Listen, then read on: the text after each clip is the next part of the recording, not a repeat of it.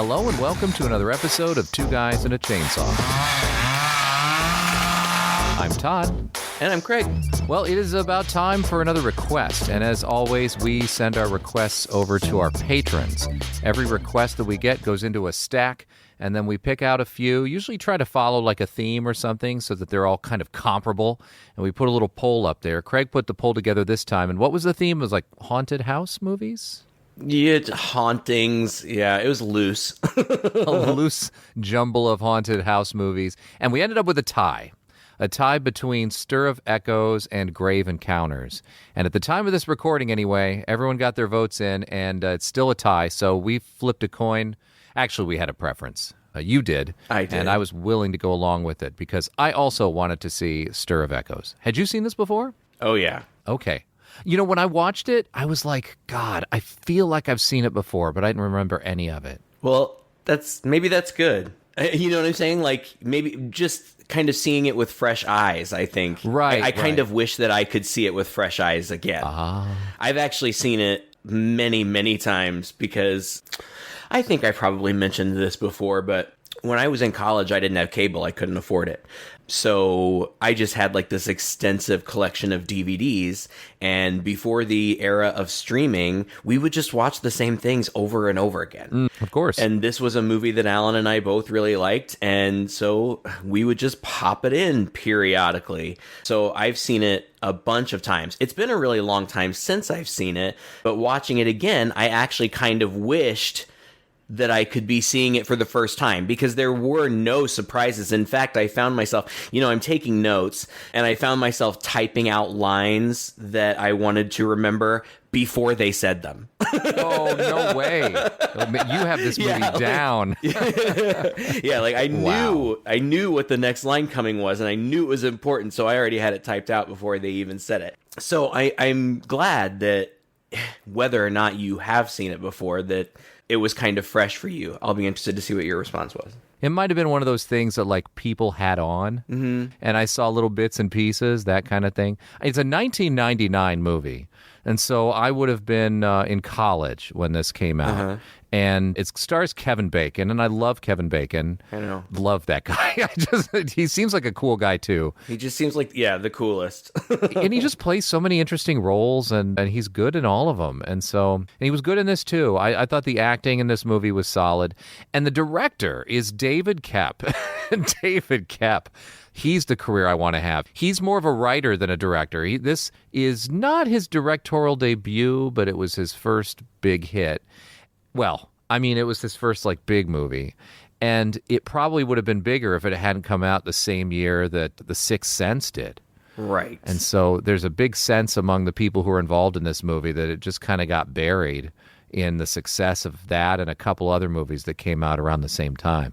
But this guy wrote the screenplay for Jurassic Park. One of his first big screenplays was Toy Soldiers, and we love Toy Soldiers so much that we did a mini-sode about it for our patrons, and I think that was as long as a regular episode. That's how much. We couldn't justify that as a horror movie because it's not at all, but we had to pay tribute to, was it Louis Gossett Jr., right? Right. Oh, what a great movie. And then, of course, Death Becomes Her after that. Jurassic Park, Carlito's Way, which won so many awards that year for the Academy Awards. Have you seen The Shadow that Alec Baldwin was in back in 1990s, the mid-90s? If so, I don't remember it. I mean, I can picture it in my mind, but that was one of those superhero movies that kind of came on the heels of the Tim Burton Batman, so they were really going for the dark kind of superhero. That I love that movie. I think it's great. I've always liked it. It wasn't a huge success, and I don't understand why, but it had Alec Baldwin in it. Tim Curry is one of the villains. It's got great music. It's got a great soundtrack, and I love that movie. So he wrote that. He wrote the screenplay and story for the Mission Impossible movie that Tom Cruise did that kicked off that whole franchise. So Snake Eyes, Panic Room. Jesus. Did he write the two most recent Indiana Jones movies? Did I see that? Yes, he did. Yeah. Yep, he did. Take that with a For grain better, of for salt. worse. For better or worse, exactly. I liked the most recent one, actually. The one before it, was kind of disappointing. They were both okay. But whatever, it's Indiana Jones. You get the chance to write an Indiana Jones script, you write an Indiana Jones script. So good for him. No joke. You're right. His career has been amazing. And this was horror, but I think the other big draw for me at the time was Kevin Bacon, because I've been a fan of Kevin Bacon my whole life. Probably first introduced in Footloose, of course. Yeah. But he was also in, I think, the first Friday the 13th, and he's just been around forever, and he's still working all the time. He just seems like a cool guy. Like, he just seems like somebody you want to be friends with. Like, he seems like a fun, very down-to-earth guy. My mom admires him because he's been married to the same woman for 30 years. And she's amazing, and they're adorable as a couple, and she's a brilliant actress also. And they live on a farm and they sing to their animals, and they're just like, it's disgusting how adorable they are. And you mentioned that he plays all kinds of characters and really interesting characters and does it very well, and you're absolutely right. But he's another one of those actors that we've talked about. Acting is a job, and he's been really transparent. He and Kyra, I can never remember, Sedgwick, his wife, his beautiful wife, they've been very transparent about how they lost everything in some big investment scam. And so they continue to work. He continues to work as much as he does because they have to. Mm-hmm. They're just so cool. They say, don't feel sorry for us. It's fine. This is our job. Right. They're just the coolest people. And the movie, I don't know. I remember the trailer. I didn't rewatch it, so I hope I'm not just, making this up in my head. But I feel like the movie heavily features the Rolling Stones' Paint It Black. And I think I remember the trailer featuring that too. And as soon as the trailer opened, those first chords of Paint It Black start. And those chords are just so eerie in themselves. Like, that's such a great song. Oh, yeah.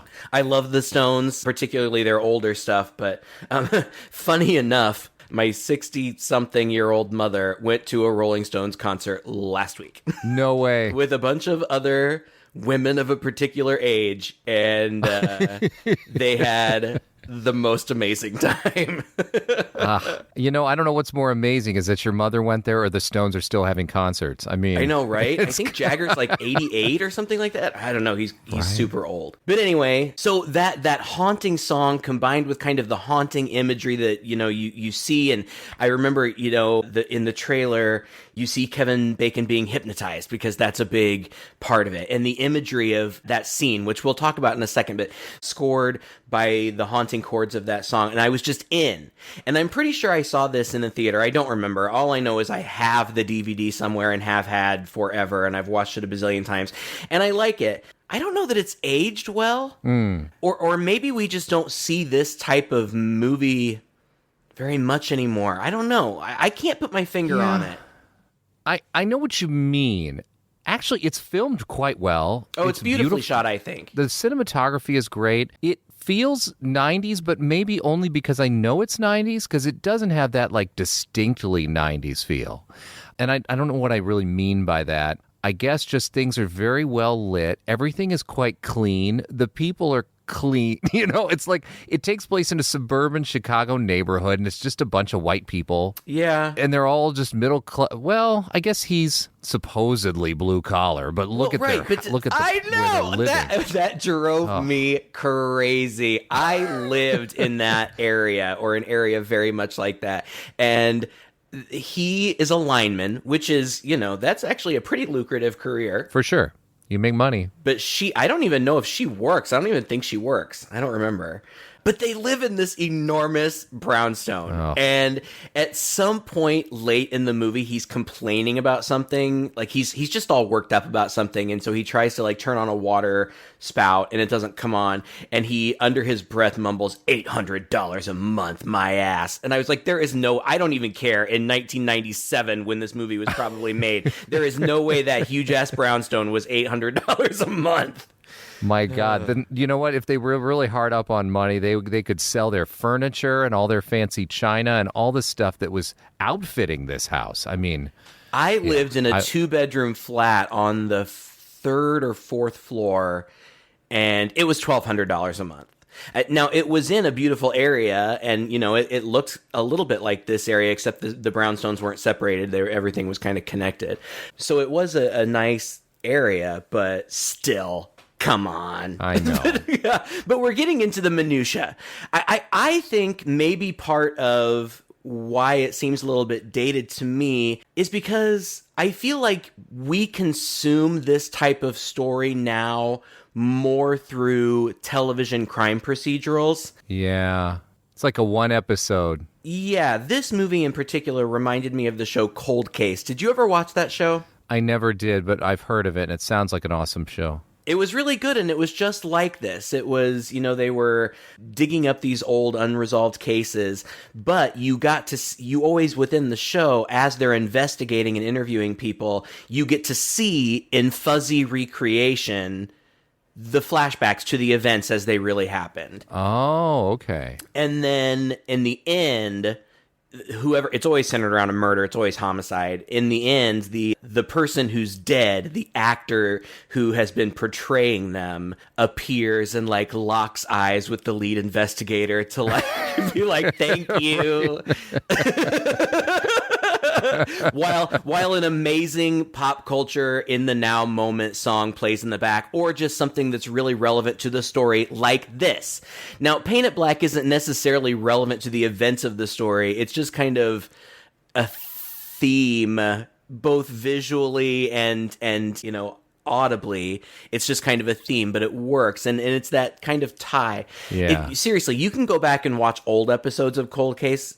They're still good. And they're one-offs, of course there are season arcs with the main characters and stuff, but those don't really matter. It's the case of the week that's really cool. Right. And this reminded me of that. And it is a mystery, and I like it. I can't think of anything that I don't like about it. But the fuzzy, brightly lit flashbacks, it's got a very 90s feel. Yes. And it's not as though we still don't see that kind of stuff, but I think we see it more in television than in cinema. You're right. It's like 90s television.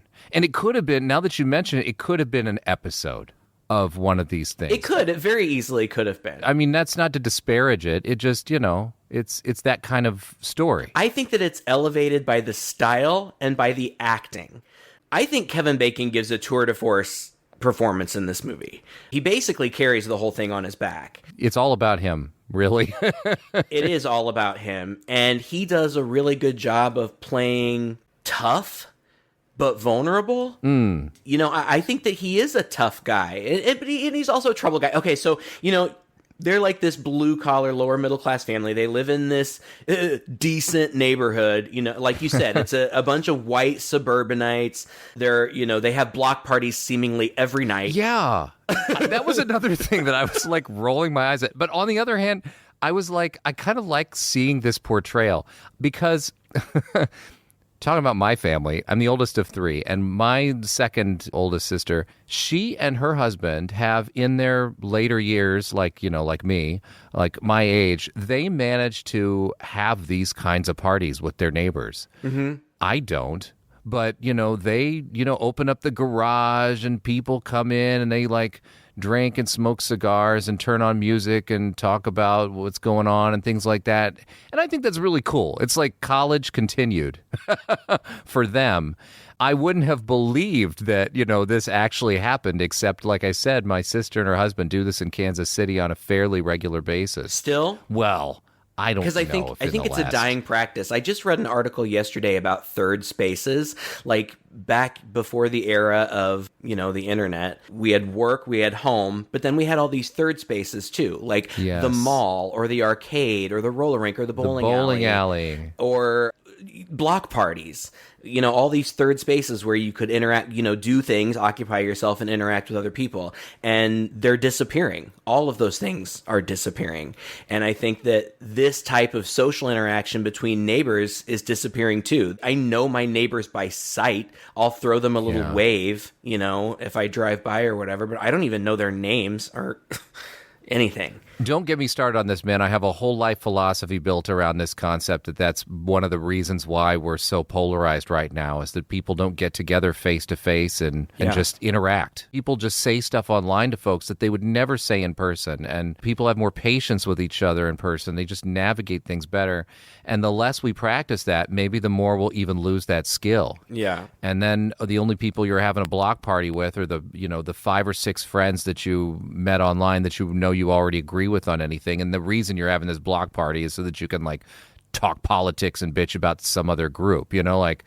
Oh yeah, I've got a whole philosophy about this. I think it's terrible. I tried to build a business around this whole thing and it didn't pan out. But anyway, yeah, I totally get what you're saying. But I think they still get together with their adult friends and go out and do adult things. And I admire that. And I like seeing this portrayed in a movie. The movie makes it look like they have these huge, it's like a high school party in a slasher movie, right? Where just everybody and their mother's over drinking at someone's house. And the characters that we meet, and we don't meet a lot of them, this is a huge event. And eventually, as the night gets later, I just want to mention, because I think it's adorable. I think it's actually brilliant. The party is right across the street from their house. Yeah. So they don't even hire a sitter. They just take the baby monitor with them. Now, right. I don't know if the baby monitor would really stretch that far, but if it does, fucking genius. Yeah, it's a brilliant idea. And if this weren't if this were today, it would just be like an app on your phone, right? And a whole camera in there, probably. Sure. But I mean, he's right across the street. It's perfect. Yeah. But anyway, the only people that we meet at this party, aside from Maggie's sister, Maggie is the wife. She's played by Catherine Erba. We meet her sister, Lisa, who's played by Ileana Douglas. I don't even know. I couldn't even name something else that Ileana Douglas has been in, but I love her. Yeah. I think she's hilarious every time she pops up. She's Maggie's sister, and she and Tom, Kevin Bacon, have kind of the snipey brother-in-law, sister-in-law relationship. I don't think they really hate each other, but they just kind of bust each other's chops all the time, whatever. She's the crunchy person, and he's just a down-to-earth, working-class, skeptical guy, right? Exactly. And all that comes to a head at the end of the party, but what I was trying to get at is all the other people all kind of live in a high school mentality. Yeah. We really only meet a few. There's 2 neighbors, Harry and Frank. Frank, I recognize, he's played by a man named Kevin Dunn. I didn't look him up, but recognizable. And both of them, they just can't stop talking about their sons and high school football. So Tom, how you liking the neighborhood? I grew up just over Bridgeport, back in the yard, so it's not like it's a foreign country. Goddamn right, it's not a foreign country. This is the best neighborhood in the city of Chicago. That's because we all look out for each other. And that is saying a lot as we approach the year of our Lord 2000. And it seemed very much in place to me. Yep, that's what these guys would be talking about at this party. Yeah. Just talking about it all the time. I'm shut up. You're living in the past, man. I know. But the party culminates, it dies down. There's only 10 people left or whatever. They're all sitting around in a living room, and they're teasing Lisa, the sister, about being psychic. And she's like, no, I totally am. And it's all real. And I can hypnotize people. And they're like, well, hypnotize somebody. And she says, no, I can't. She says, no, I can't, for a couple of reasons. But Kevin Bacon's like, hypnotize me. And she's like, no, I've been drinking. You've been drinking. It's dangerous. And he's like, come on, I'm not drunk. I loved how he said that line too. I'm not drunk. It was so obvious. More than in any other moment that he was totally drunk. Right. But then she hypnotizes him. And I just love this sequence. It's a visually interesting sequence. She kind of lulls him into it, which I read in the trivia that the methods that she used are actual methods for hypnosis.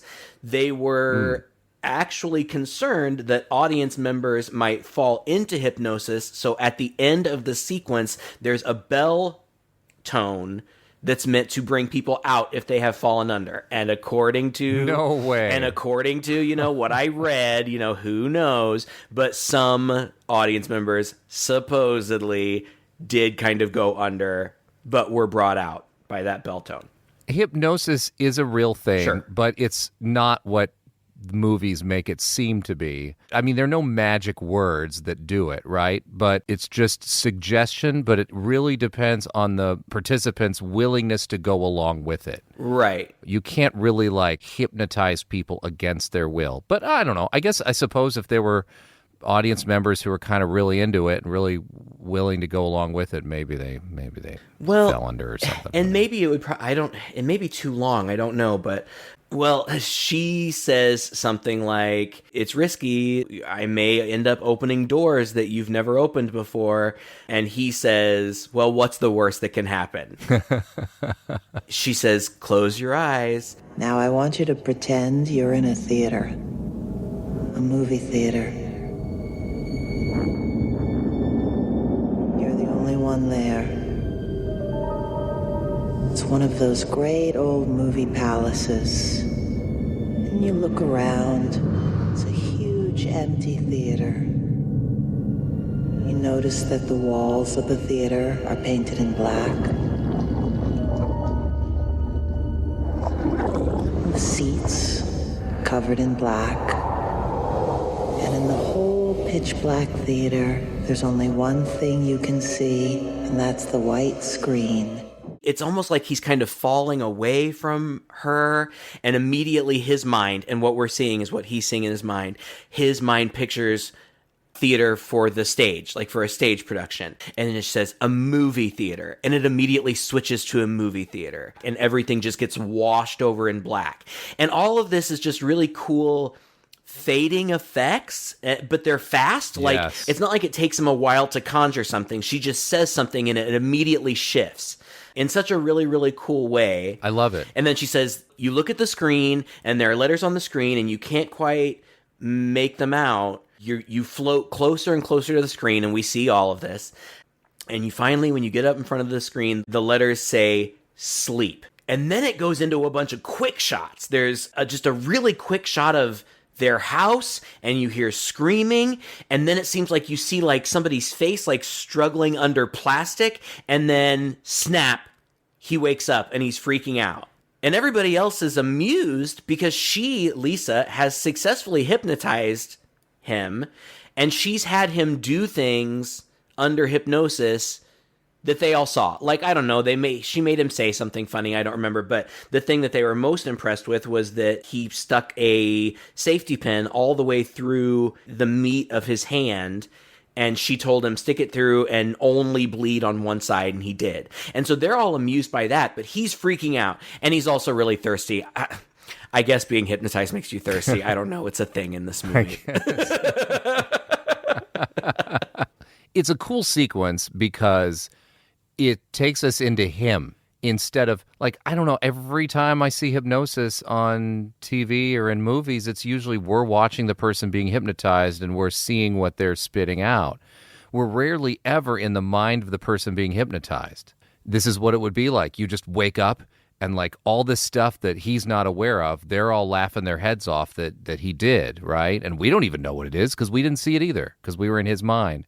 And I thought that was cool, but what we did see was the disturbing things. Right. And apparently this opened doors. And here's the thing, like again, she's very critical of him. She says that he's too closed-minded. And so her goal was to kind of, quote unquote, open his mind.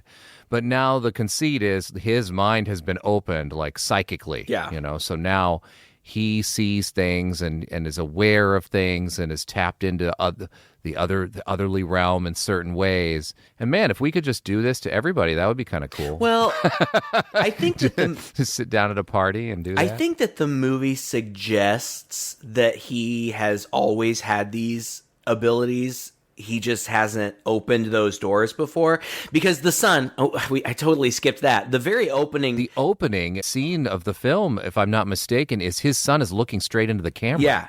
And talking, but he's having a one-sided conversation. And it sounds like he's answering questions, but we don't know who or what he's looking at. And Kevin Bacon's just sitting in the background playing guitar. Yeah. And eventually Kevin Bacon comes. Creepy. It is creepy. And eventually Kevin Bacon comes and he pulls the kid out of the tub and he dries him off and whatever. And he goes to get the kid's pajamas. And the kid's standing there and he's just looking at the wall. And he says, "Can I ask a question?" And he pauses as though for a response. And then he says, "Does it hurt to be dead?" Then it moves on. The movie does a great job of starting off creepy Yeah. and kind of maintaining that. And a lot of it has to do with this son. Whenever you're just kind of drifting off into all these social situations or whatever, you're kind of reminded, wait a minute, there's something creepy going on with this son.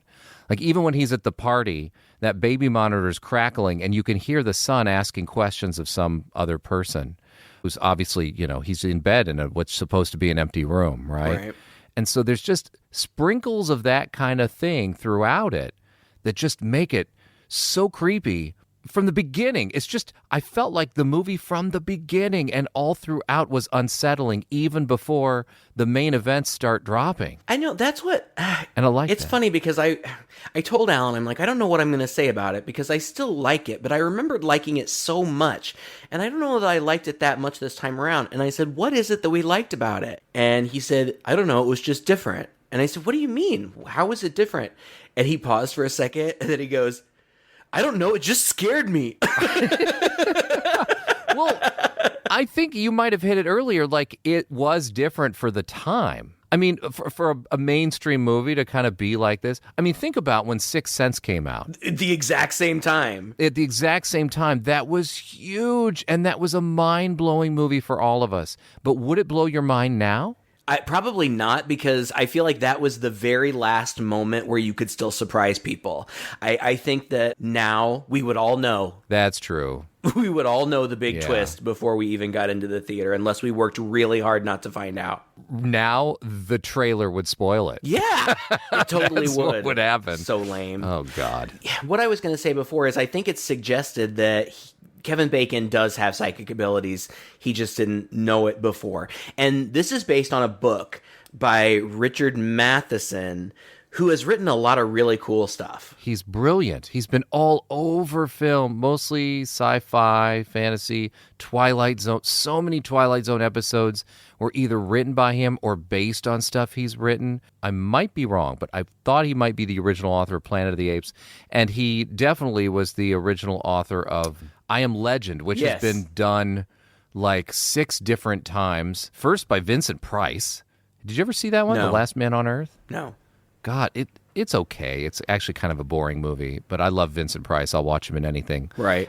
But I remember as a kid watching the Charlton Heston version called The Omega Man, and that was a movie that creeped me the hell out as a kid because all the people who are left on Earth are these sort of like vampire type people with white eyes, and that movie was good. I mean, I don't know if it still holds up today, but when I was a kid, the Omega Man was just crazy. And then, of course, like later on, I think it was done 2 or 3 more times. Will Smith, I've seen literal I Am Legend. That was a pretty good movie. I like that one. But I mean, no, Richard Matheson is like a god in my book as a writer. He's insanely good. Yeah, he's done tons of cool I've stuff. read the book too.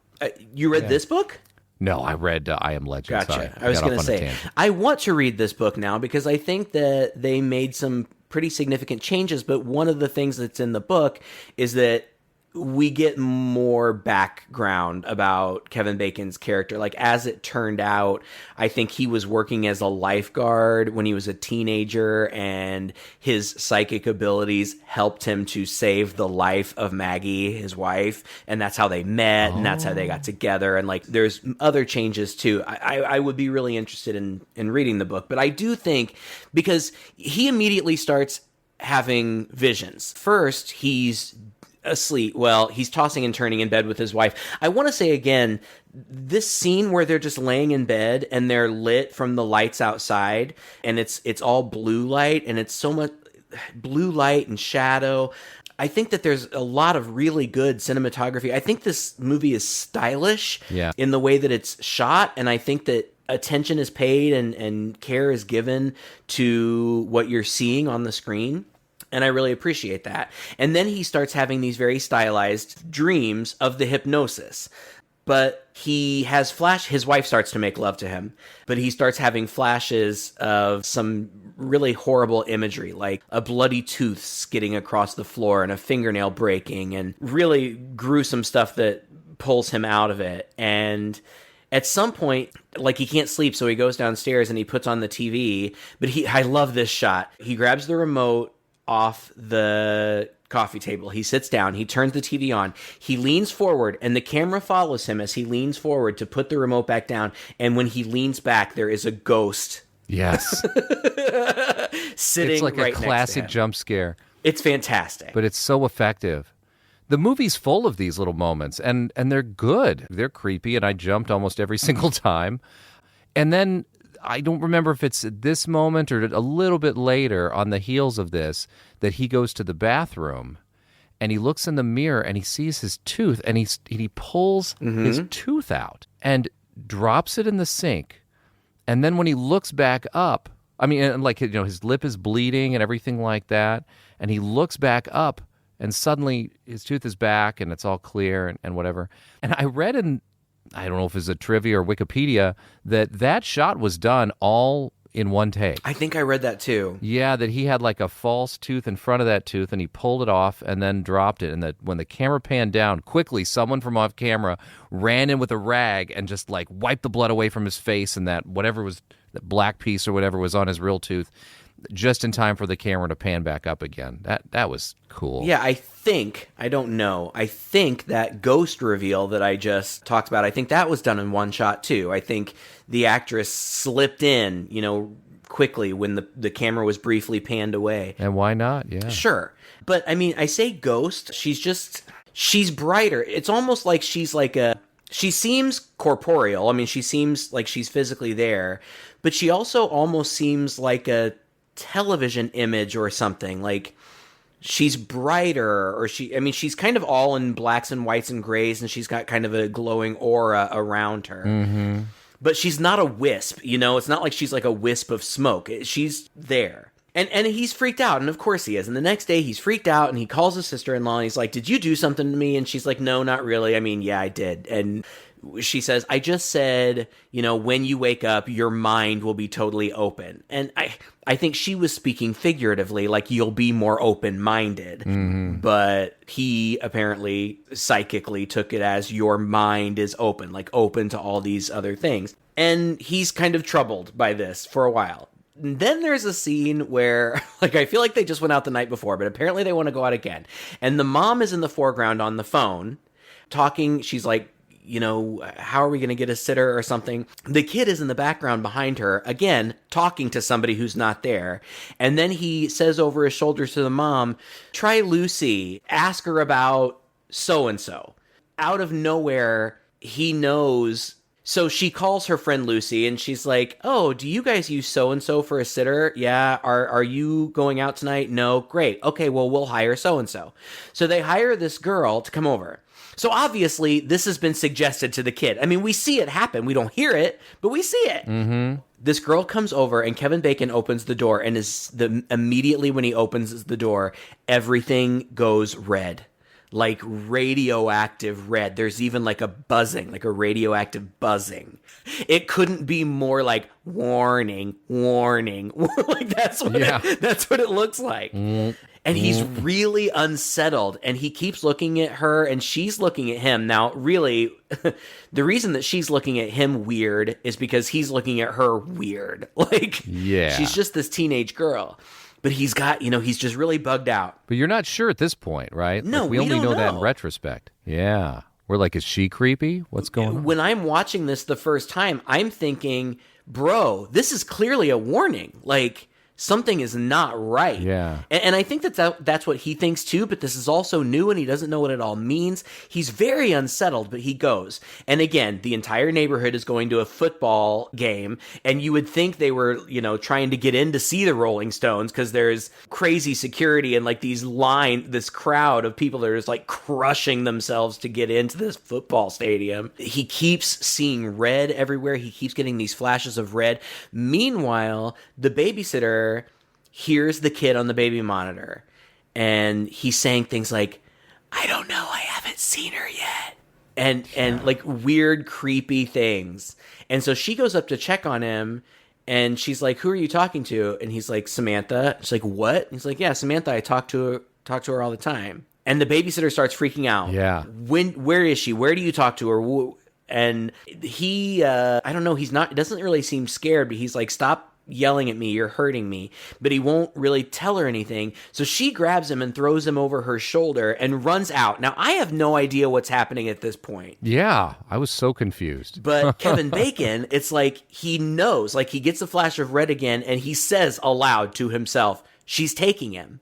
And he turns around and he starts running home, and his wife sees him, and so she follows. She's just a little bit behind. He gets home and he checks the house, and they're not there. He meets his wife on the street, and he's like, he's not there. And she's like, what do we do? And he just takes off running, and she says, where are you going? He says, I don't know.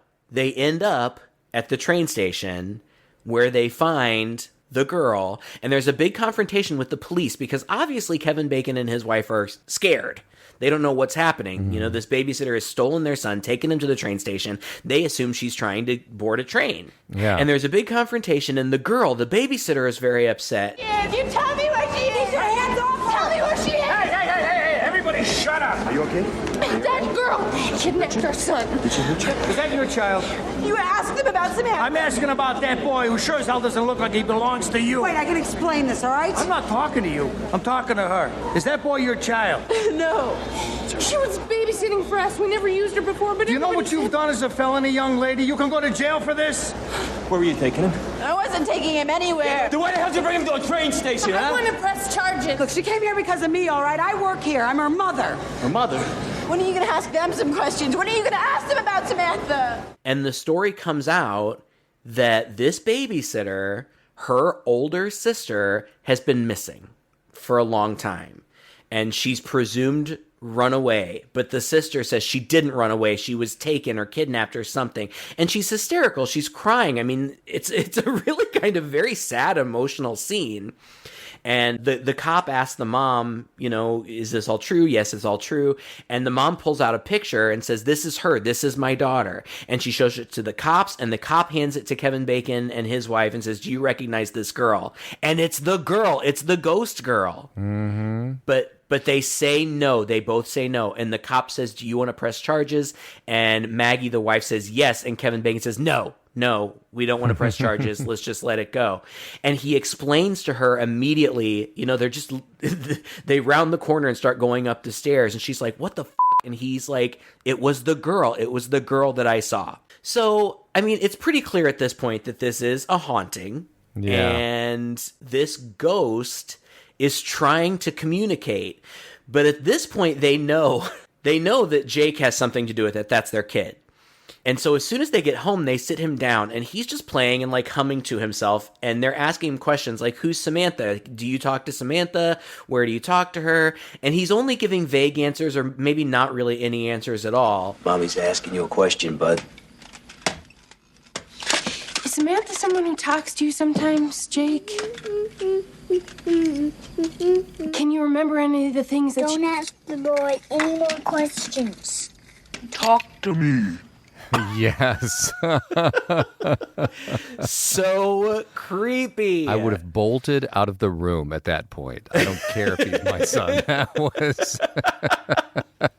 I wish that it had gone further. It was just kind of a creepy moment that never happens again, and they don't even really continue talking to him. The kid just kind of snaps out of it. Yeah, and they also kind of let it pass. I don't know, maybe just because Kevin Bacon's already got all this weird stuff going on in his head. This is just one more thing to add to the pile, so he doesn't, like, immediately quarantine his child and strap him to the bed. You know, I don't know, like, it was kind of bizarre that they kind of just let that go.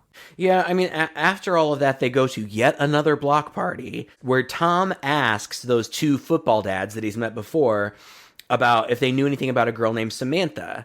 And one of the doofy football guys is like, oh, that R word. I don't like that word, so I'm not going to say it. I mean, and they even kind of call it, but they mean a mentally challenged person.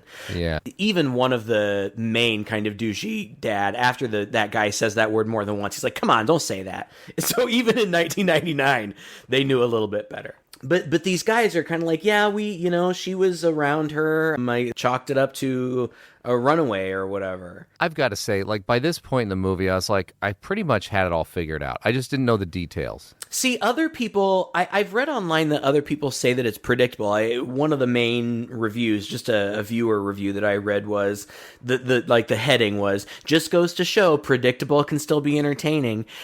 I don't remember finding it predictable. In fact, I don't even remember. I just thought at this point, he's asking around. It never occurred to me that I should be paying more attention. Like, he's got a little bit of information. He's at this black party with his neighbors. He's asking around. It never occurred to me to think of it beyond that. The kicker to me is that we learned in one of the very first scenes of the movie that one of those neighbors is his landlord. Yeah. And that was just so obviously broadcast. Yeah, and he just bought the house a year ago or something. Yeah, that I thought, oh, okay. By the time I realized there was a ghost in here, that the house doesn't belong to them, but it belongs to one of his neighbors. Something bad happened to this girl. I'm like, okay, all right, something bad happened to the girl, and she's come back to set it right, and it happened in that house, and so therefore that neighbor's probably involved. Just didn't know all the details, In Kevin Bacon's flashes, everything is very fast, but you get at least some this girl died a violent death. There's no question about that. And it seems to have ended with plastic around her head. You see one of her teeth knocked out. You see then, her face, the teeth are gone. Obviously, this girl has died a violent death. We just don't know the details of what has happened. Right. I guess if you're thinking about it, it's got to be within the scope of what we know. Yeah. It's not like this is just going to be some random thing. So maybe I just wasn't paying close enough attention. But things go on. I think next, Kevin Bacon has a dream. One of the neighbors, Harry, I think, is in his house and says, I'm going to kill you and Maggie or something, or I'm going to have to kill you or something like that. And the neighbor walks out, and when Kevin Bacon follows him out, he's not there anymore. So he just walks down to his house. And when he knocks on the door and somebody says, come in, and he goes in, and that that guy's football player's son is standing in the living room. And he says, I want to show you something. And Kevin Bacon's like, okay. And he pulls out a gun. Kevin Bacon's like, yeah, hey, put that away or whatever. And just very abruptly, the kid shoots himself, right? Yeah. Mm-hmm. I feel like he shoots himself in the side. Not like in the head or anything. It was bizarre. Yeah, I've never seen anybody do that. It was kind of bizarre. But then Kevin Bacon wakes up. But then it all plays out again in real time. Yeah. Well, except for his neighbor visiting. Right. The neighbor's not there. Right. But he walks out and everything is the same. He doesn't get there in time to stop the kid from shooting himself. And everybody goes away in an ambulance. That whole family. And of course, his parents are distraught. And then Maggie, to get away from the crime scene, Maggie takes the kid, Jacob, for a walk. And they walk to this cemetery where the kid is just willy-nilly talking to ghosts. Yes. I love that. I love that the kid just talks to ghosts randomly. Like, hey, what's up? But they also encounter this man who can sense that... Oh, that was so weird. It was weird, and it doesn't really go anywhere because the guy says your kid can see or something. I don't know. And he's like, can you? And she says no. And he says, well, maybe his dad. And she says, well, maybe. And he's like, well, here, give your husband this card and tell him to come meet. A lot of us meet in this back alley. So I don't really know where this goes except for to kind of convince Maggie, because she goes to the meeting instead of Kevin Bacon, and the guy that she met is upset about that. But he's like, look, your husband's mind has been opened. He's going to be open to all of these things, blah, blah. He has, in the meantime, he goes back to Lisa and says, hypnotize me again. Yeah. And she does. Close my mind, basically. Mm-hmm. Right. She does, but she's not in control of it. She goes through the whole thing again. She says, look at the letters on the screen. They say sleep, but they don't. They say dig. And she says, no, they say sleep. And he says, no, they say dig. And from that point on, he's kind of manic. He's like me. He's like, he's sort of sorted out what's going on. He's like, I don't know the details, but there's a body here in my house somewhere that I've got to find. He's enlisted his kid. I can understand where he's coming from because I want this resolved. Yeah. This is messed up. It's messing with me. We hear, when Maggie talks to Lisa, she's worried. She's like, he hasn't been to work in the last 9 days. If he doesn't go back soon, we're going to lose our insurance. There are high stakes. And he's not well. And he's frantically, manically digging up the whole backyard. And he's got Jake helping him and stuff. And she's angry because she doesn't understand. And there's a great scene where they kind of get in a fight, and at the end of the fight, to punctuate the fight, he kicks a bucket and it smashes through one of their kitchen windows, which was totally an accident. But he stayed in character and they kept it. It's a great shot. Oh, that's cool. I didn't know that. Well, he's making so much noise that even the neighbors are noticing. And in the back of my head, I'm going, oh, this is not a good thing. Well, he starts making the noise when he gets the jackhammer, but that's first. Immediately after this fight, she gets a fax from like her brother or something that says grandma's getting moved to a different hospital, and she tells her husband that she's like, grandma's getting moved to a different hospital, and he goes, oh no, and then he cuts himself off.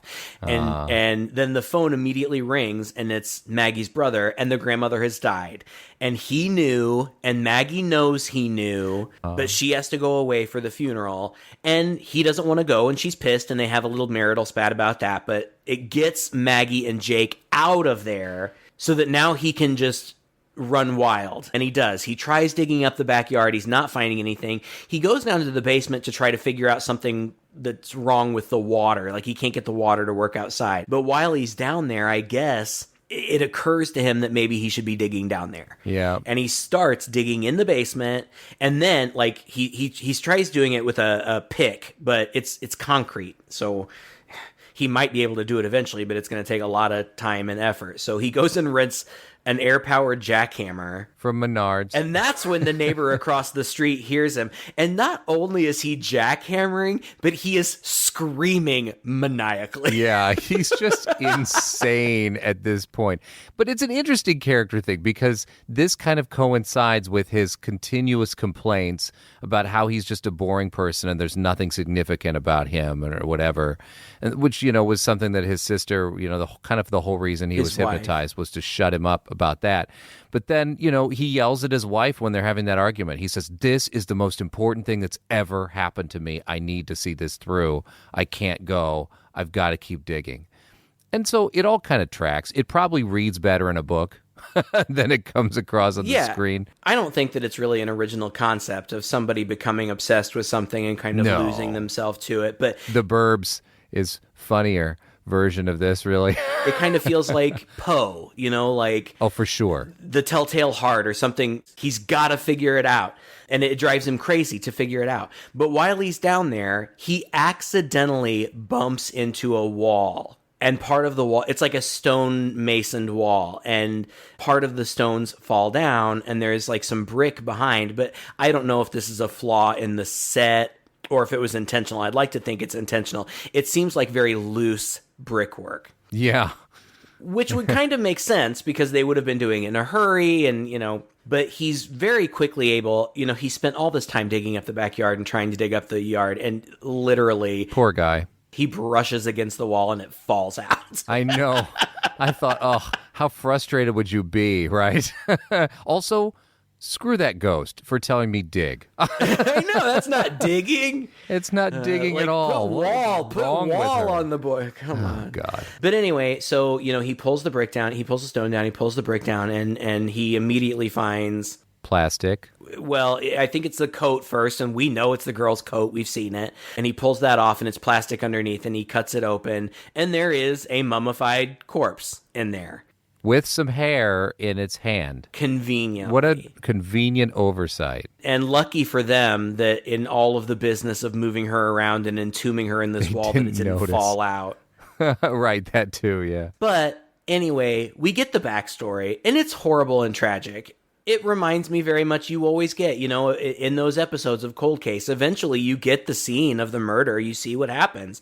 And that's what we get here. And it's terrible because, this actress portrays this character, the victim, as slow. Yeah. I don't know how else to put it. And she's lured into this house, Kevin Bacon's house, by these two teenage boys, the sons of these guys, and they lure her in saying, "We want to show you something," and she's very naive, and she's also confused because why are these boys talking to her? They've never talked to her before, and they lure her in, and they tell her that they have a surprise, and she's very uncomfortable, obviously, and she starts to leave, and they're like, no, the surprise is we want to be your friends, and she says, "Really?" And it's, at some point she says, you can kiss me if you want to. And one of them starts kissing her and then starts kissing her very aggressively. And she resists. And he starts to get violent with her. And it just escalates very quickly. And I don't think that she's pushed. I think it's an accident, but she falls and she falls right on her face and her teeth fall out. And, there's a lot of blood. And when he flips her back over, it does seem like he's pretty intent on assaulting her. I felt like he was in the act of raping her, but it's all through her eyes at this point. Yeah. I don't know. He's like on top of her. He's kind of thrusting. I was like, oh God, not this again. Because you know how I and you both feel about sexual violence. But like he's trying to get his friend to hold her down. Well, she's screaming, and he tells his friend to put something over her face. And the thing that, this is a house that's in development, so there's a lot of plastic around. And he grabs some plastic sheeting and puts it over her face. And we are seeing all of this from her perspective. And you can hear that she's struggling to breathe, and then she starts to fade away. And they realize that she's not moving, and they take the plastic off, and they're like, oh man, she's dead. And the one who wasn't actually participating in the assault, he was standing by, so he's not innocent. But he seemed very uncomfortable and very uneasy. He doesn't intervene. In fact, he helps. But this is the boy who we've already seen shoot himself. Mm-hmm. We understand now that it's probably out of guilt, but the one boy is just gross. In fact, he says he's like, I don't think I've ever seen a dead person before. Gross. And we're seeing this all from her perspective, and eventually she starts to fall away. Like the frame that they're in becomes smaller. Shrinks. She's falling into the sunken place, basically. Mm-hmm. And then she's gone. And Kevin Bacon sees all this, so he knows now what has happened. And he really kind of does the decent thing, maybe the stupid thing. Yeah. He should have called the police. He should have called the police first. Yeah. But he does the decent thing, and he walks over to the neighbor's house, the one whose son shot himself, and he says, look, I need to show you something. I think I know why your son killed himself. Yeah, and I'd rather you hear it from me. By the way, the son is not dead. We don't know ultimately if he survives or not, but at this point he's not.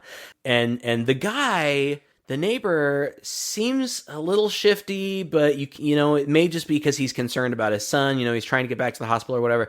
But before he'll go with Kevin Bacon, he says, all right, just give me a second. And he goes back in the house, and I knew that was trouble. Mm-hmm. It could be totally innocent. He might just need to grab a jacket or his keys or whatever. But in a movie, I knew something was up. Yeah. So Kevin Bacon takes him back down. He shows him the body. And then this neighbor gives a monologue. Yeah. What were we supposed to do? It was an accident. The kid's come to us. She's already dead. The damage is done. There's nothing anybody can do to bring her back. But these kids got everything ahead of them. So what were we supposed to do, Tom? Send our sons to jail for the rest of their lives because of her? It's so disgusting. Classic argument, by the way, right? Uh-huh. Because of her, right? Because it was her fault. So gross. I understand loving your kids and wanting to protect them, but there comes a point. Come on. But anyway, this guy is apparently racked with guilt too, and he pulls out a gun, which is what he had to go back in for, I'm sure. Yeah. And it seems like he's going to kill himself, and Kevin Bacon tries to stop him, but he's like, if you don't get out of here, I'll shoot you. He fires the gun. Meanwhile, and I have no idea why, but the other teenage boy has seen some of this happening through the basement window. Yeah, so convenient. Yeah, I don't know, his dad had heard something going on, so conceivably, his dad could have said, hey, go look and see what's going on, because, it sounds like something crazy. Conceivably, but we don't see that, so it just looks very convenient that he's there. Kevin Bacon goes back upstairs out of the basement, and we hear another gunshot, so presumably that guy down there has killed himself. Then, immediately, there's a knock on the door. Sometime in the meantime, Kevin Bacon had talked to his wife, who is at the grandmother's funeral, and she's like, I'm sorry that we fought. I understand that you're going through some stuff, but I'm going to come back. I do want you here. I'm going to come pick you up. I'll just honk the horn when I get back. And the kid was going to go with her, but she wants the kid to go with her. But he's like, no, I want to stay here. I don't want to go. And she's like, why? And he's like, because I'm scared. Scared of what? The feathers. What does that mean? I don't know. But she leaves him and she goes. Okay.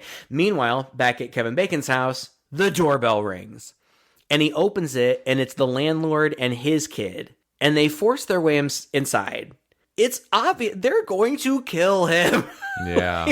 He has a gun. He throws it. It's so gross. I think that maybe that's part of why the movie had such an impact on me at the time. It felt like such a horrible, horrible, tragic story on so many levels. Yeah. The fact that this poor innocent girl had died such a tragic and violent death, and then I'm not going to give too much sympathy to the other boy who participated, because he did participate, but at least he was racked with guilt. At least he knew he had done something wrong. And I can kind of find some sympathy for his family.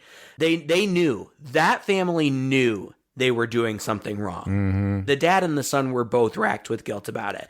But then it's also tragic that you've got this other father and son who are not racked with guilt. No. And I very much I'm not surprised that this young man is who he is, because if his father is willing to do all of this, right, that's who raised him. And so it's almost like I almost feel bad for the bad kid for having been brought up by a monster and having been turned into a monster himself. Right. God. But they're going to kill him, but right before they do, I mean, Kevin Bacon tries to weasel his way out of it, but, they're intent.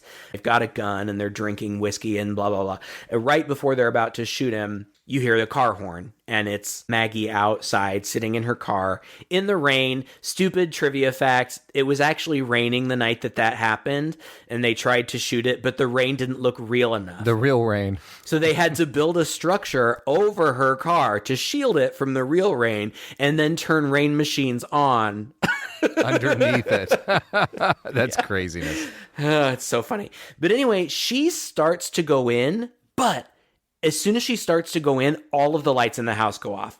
Shady, obviously. So she goes back to her car and she pulls out a knife. And she goes in, and there's a big scuffle. And it seems like she stabs one of them, the dad or the son, one of them in the foot. I don't remember. There is a scuffle. They put up a fight. But it does seem like they have been bested. Tom and Maggie have been bested, and they're about to be shot when out of nowhere, gunshots fire, and you see bullet holes appear in the dad. And then it cuts over, and the basement neighbor apparently had not killed himself, and he turns the gun immediately and shoots the kid too. Yeah. Which kind of surprised me, because I don't think they were both armed. Maybe they were, I don't remember. I don't remember either, but yeah. He shoots them both, and then he just walks outside and sits down on the porch, and Kevin Bacon comes and sits by him, and he says something like, I couldn't let him do that. This is a decent neighborhood. This is a decent neighborhood. It kind of bookends some comments they had made at the beginning, which are, it's like this is a decent neighborhood, or this used to be a decent neighborhood, or something like that. I don't know. It's ironic, isn't it? In the final scuffle, a detail that I failed in the final scuffle, I think when the bad dad falls, his gun goes off and it shoots through the ceiling, yes, directly through Jake's pillow, and feathers fly up from the pillow. That's what he was afraid of. What an interesting little added bonus to tack in there, like the kid avoided his own potential death by the ghost can see into the future as well as help. There are a lot of little things about this movie that I think would make me want to read the book, because I feel like they were probably bigger in the book, or they had some thematically were a little more to do with it. There's a lot of drinking involved. They're going to these parties, and these guys are getting drunk. A couple of these guys, like, they get into fights, and they're drunken fights, right?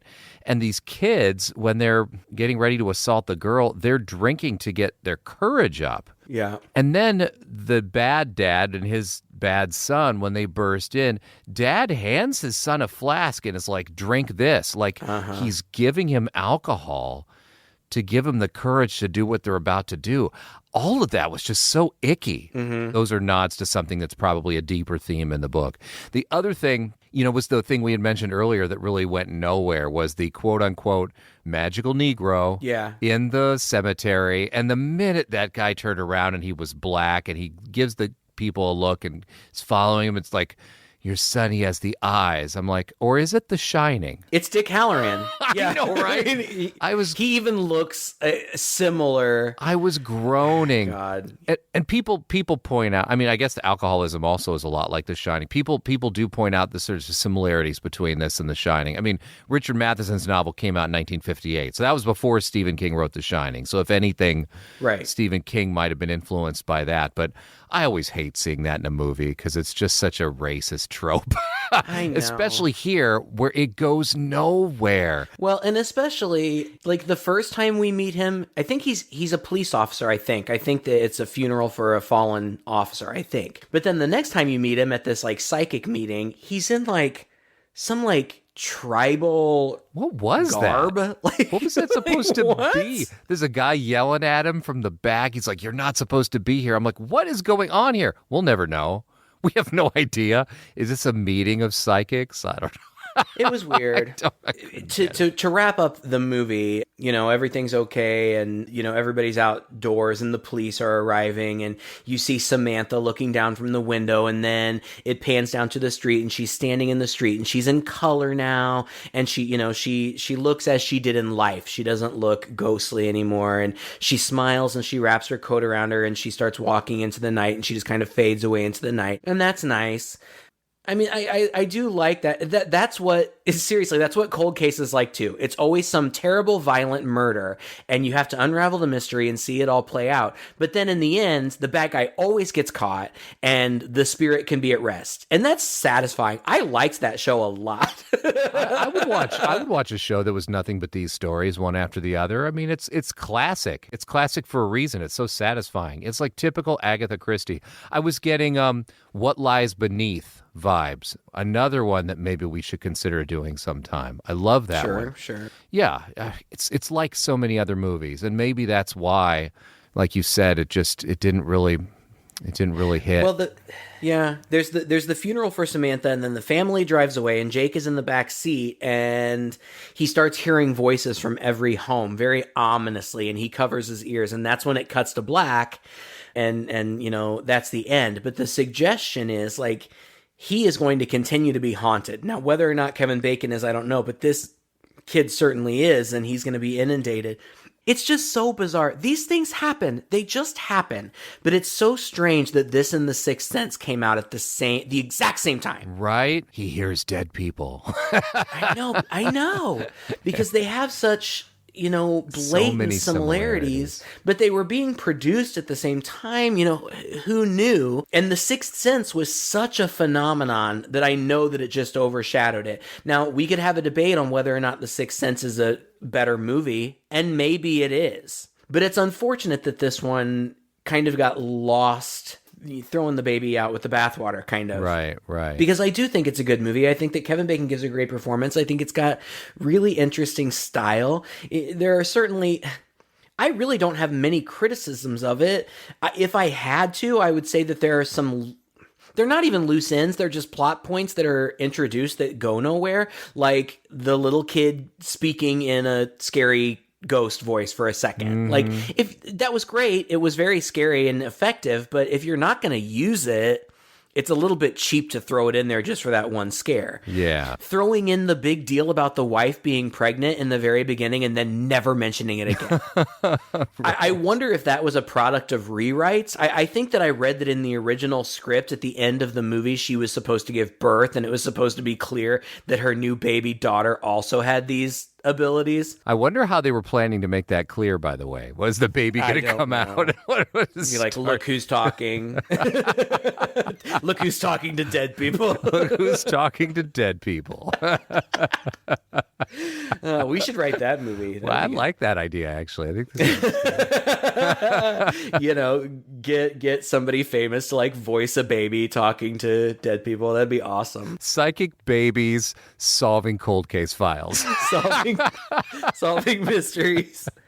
I'm on it. No, but again, this happens so often, but I watched the movie, I thought, yeah, I used to love this movie. I don't know, I'm just not as stoked about it as I was.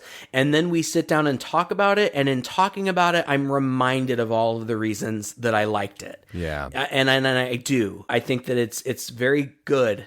And if you haven't seen it, I mean, obviously we've spoiled it at this point, but it's still worth watching because I think that it's just very well made. It's nice. It's easy to watch. It's interesting to look at. It's well performed. The story is compelling.